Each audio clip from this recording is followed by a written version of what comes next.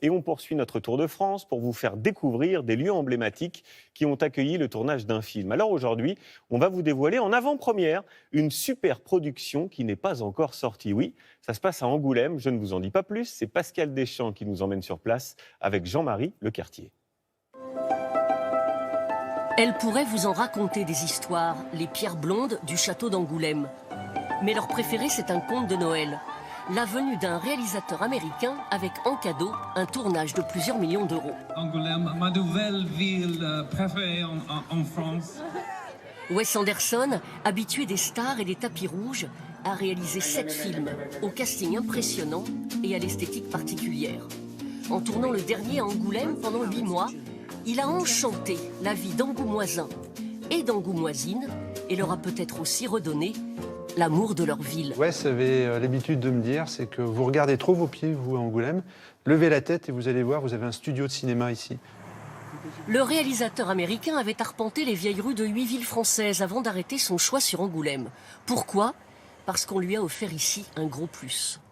Un ancien site industriel de 20 000 m² pour y installer ses studios de cinéma. Qui ? Ce jeune entrepreneur qui venait tout juste de l'acheter. Eh bien, Wes Anderson, quand il est arrivé dans ce lieu, il a tout de suite vu en fait la totalité des scènes qu'il allait pouvoir tourner à l'intérieur de cet endroit. Il disait à ses accompagnants, eh bien là, on va pouvoir faire telle scène, on va pouvoir faire telle autre. Il était vraiment comme un gamin. De quoi construire 3 plateaux, 125 décors pour les intérieurs, comme ici, une cuisine. Chaque mètre carré a été utilisé et transformé. C'est vrai que ça a dynamisé pendant 8 mois énormément la ville. Il y avait énormément de personnes qui travaillaient donc pour les décos.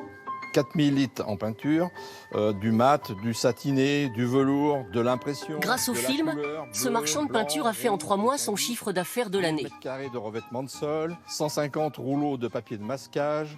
Mais pour lui, l'aspect financier est loin d'être le plus important. Pour moi, c'était quelque chose de merveilleux. C'était quelque chose de merveilleux qui nous arrivait à Angoulême, où on savait qu'on allait parler d'Angoulême dans le monde entier. C'est quand même, c'est pas rien, quoi. Je suis tellement heureux et fier que mes produits soient dans ce film-là. Je sais pas, c'est comme un super gâteau d'anniversaire, quoi, si vous voulez. Les scènes d'extérieur ont été tournées en ville, mais dans le plus grand secret, et les plateaux fermés au public. Les rares images de Wes Anderson, comme ici avec son bob rouge, ont été prises en cachette. Comme cette vidéo amateur. Cette place a été entièrement transformée pour le tournage. Les 2 petits immeubles à gauche et à droite n'existaient pas. Ici aussi, sur un fond d'échafaudage, un décor reproduisant un immeuble complet. Pascal est devenu l'une des mémoires officielles de l'aventure. Ce fan absolu de Wes Anderson a proposé à la production de créer une application avec ses photos des décors aujourd'hui disparus, dans l'idée de développer le cinétourisme. La ville a accueilli ce tournage et ça me paraît important que des cinéphiles, des touristes puissent retrouver les endroits de tournage. Avec cette application géolocalisée, ils se baladent en ville et ils retrouvent les décors qui ont été construits pour le film. Des touristes qui, au gré de leur flânerie, rencontreront sûrement Morissette. Si plus de 1000 figurants ont participé au tournage, cette vaillante auxiliaire de vie n'est pas près d'oublier ce qui lui est arrivé. Elle a d'abord été abordée et filmée par une assistante dans cette pharmacie. Il cherchait des figurants, voilà, c'était Wes Anderson, point barre.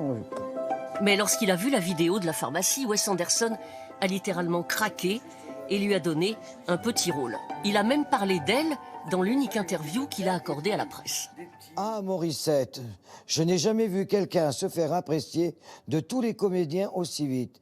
Cheese à star. Elle se souviendra longtemps de sa rencontre avec lui. J'étais une princesse, je peux de le dire. Qu'est-ce qu'il est, mais alors, vraiment très gentleman. Il est d'une gentillesse, il s'est présenté, alors je l'appelais monsieur, moi. Wes Anderson, non, Morissette, pas monsieur. Appelle-moi Wes. Elle apparaît même quelques secondes dans la bande-annonce. Attention, ça va très vite. Là, ça c'est moi, là, voilà. Avec Jeffrey, Mathieu Amalric. La costumière, elle était contente de descendre. Un qui semble tout droit sorti des années 60, comme l'action du film, c'est Monsieur Durand. dont les stocks de vêtements vintage ont été littéralement pillés par la costumière et ses habilleuses. Ils arrivaient à 14h le samedi, ils repartaient vers 18h, 19h. Sa réserve et sa boutique ont servi à habiller acteurs et figurants de pied en cap. De la chapellerie, des manteaux, des cravates, des pulls, des polos, des boutons de manchette, des pyjamas flanelles encore. Le plus simple, c'est de vous demander ce qu'ils n'ont pas acheté, en fait. Moi. Wes Anderson a promis qu'il reviendrait à Angoulême pour montrer le film. Alors en attendant, notre ami Pascal entretient la flamme en affichant le sourire de l'Américain qui aura vécu ici une histoire d'amour d'autant plus belle qu'elle était improbable. Voilà, et pour l'instant, on ne connaît pas encore la date, évidemment, de sortie de ce film.